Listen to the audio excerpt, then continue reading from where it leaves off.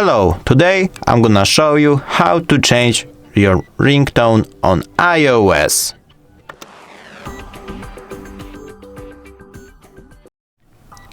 First, we need to open up the settings.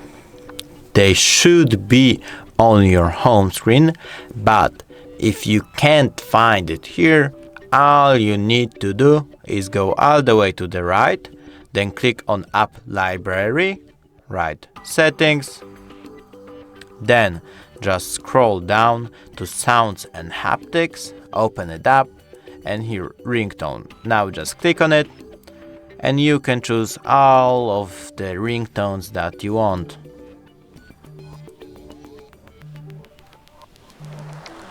Thanks for watching. I hope I helped you.